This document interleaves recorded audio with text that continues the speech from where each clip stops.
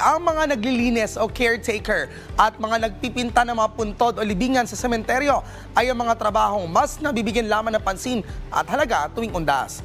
Dahil dyan ay aming pinuntahan ang Manila North Cemetery upang alamin ang storya ni Kuya Rodolfo at Kuya Renato na parehong ikinabubuhay ang mga patay.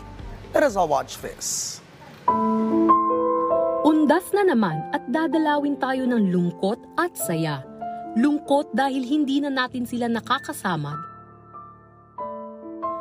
Saya dahil araw ng pag-aalay sa kanila ng bulaklak at kandila na nagpapakita ng paggalang at pagmamahal sa kanila.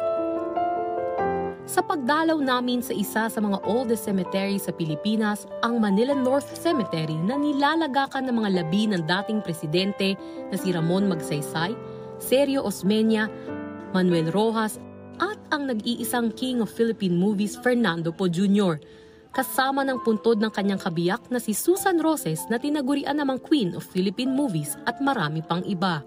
Nakilala namin ang dalawang magkaibang tao ngunit magkaparehas ng landas na tinatahak tuwing undas. At sila ay sina Kuya Rodolfo at Kuya Renato.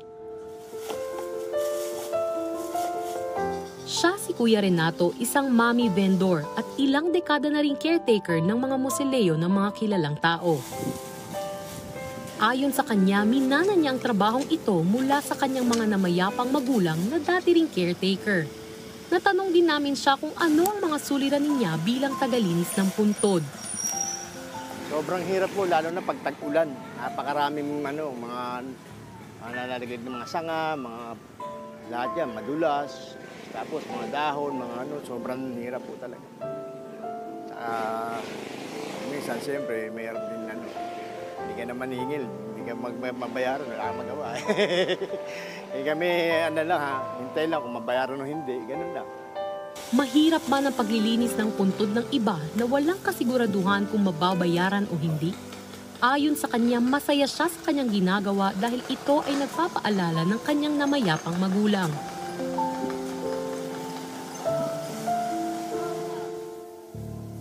Kilalanin naman natin si Kuya Rodolfo, 43 taon ng sepulturero at tagapinta ng mga nicho sa Manila North Cemetery.